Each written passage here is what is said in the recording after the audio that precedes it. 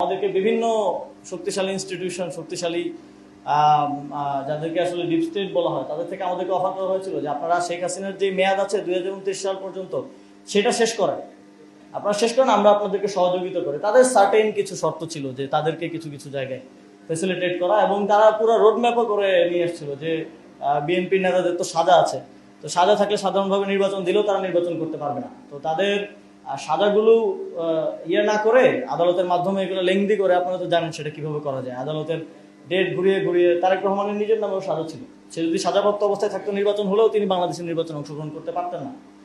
তো তারা পুরো স্ট্র্যাটেজি আমাদেরকে সাজিয়ে দিয়েছিল যে কিভাবে ক্ষমতায় থাকা যায়, তাদের সাথে এক ধরনের নেগোসিয়েশন সমঝোতার ভিত্তিতে। আমরা কিন্তু সেটাতে সায় দিইনি, আমরা সবসময় গণতন্ত্রকেই সামনে রেখেছি এবং সেটার প্রতি কমিটমেন্ট লাস্ট সরকারের ছিল বলে নির্বাচনটা হয়েছে, এবং আমাদের ছিল বলেই আমরা ইভেন নির্বাচন যেন প্রশ্নবিদ্ধ না হয় সেই জন্য নিজেরা আগ বাড়িয়ে পদত্যাগ করে চলে এসেছি।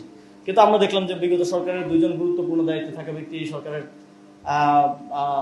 মন্ত্রী পদমর্যাদায় আছেন, যদিও এই সরকার দলই আমাদের পদত্যাগ সে সময় চেয়েছিল নির্বাচনের লেভেল প্লেইং ফিল্ডের এক ধরনের যুক্তি দাঁড় করিয়ে, কিন্তু তারাই এই ধরনের কার্যক্রম এখন করলো। তারাই আগের সরকারের গুরুত্বপূর্ণ দুইজন দায়িত্বশীলকে তাদের সরকারের মন্ত্রী হিসেবে নিল। তো সুতরাং মানে এটা বোঝা যায় যে তারা এই নির্বাচনের লেভেল প্লেইং ফিল্ডকে আসলে ক্ষতিগ্রস্ত করেছে, এবং বিভিন্ন ক্ষেত্রে তাদের সুবিধা পাওয়ার জন্য এই মানুষগুলো যাদেরকে তারা এখন পুরস্কৃত করলো তাদেরকে ব্যবহার করেছে।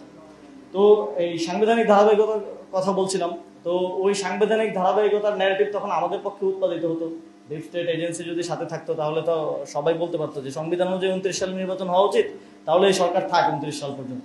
তো আমরা ওই সমঝোতাটা করি নাই। আমরা বাংলাদেশের গণতন্ত্রের জন্য, বাংলাদেশের মুক্তিকামী মানুষের দীর্ঘদিনের যে ভোট দেওয়ার আকাঙ্ক্ষা গণতন্ত্র আইনে, সেটাকে সম্মান জানিয়েছি, এবং যথাসময়ে যতটুকু দায়িত্ব একেবারে পালন না করলেই নয়, জুলাই সনদ সহ এই জায়গাটার জন্য আমরা এতটুকু করেই এই সরকার কিন্তু একটা নির্বাচন দিয়েছে এবং আপনারা ক্ষমতায় এসেছেন।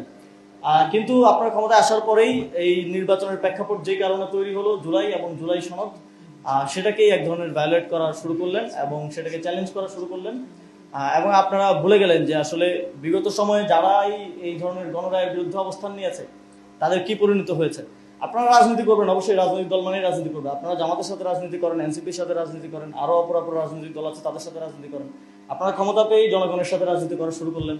আমরা দেখেছি আগে আওয়ামী লীগও জনগণের সাথে রাজনীতি করতো, জনগণের জনবিরুদ্ধ কাজ করার জন্য নানা ধরনের ন্যারেটিভ উৎপাদন, হাইকোর্টে নিয়ে যাওয়া, তারপরে হচ্ছে এই সংবিধান, এই আইন, বিভিন্ন কিছু দেখানো, সেটা আমরা বিগত সময় দেখেছি। তো আপনারাও এটা শুরু করেছেন, আপনাদেরকে অভিনন্দন জানাই। এই পথে আপনাদের যাত্রাটা আপনারা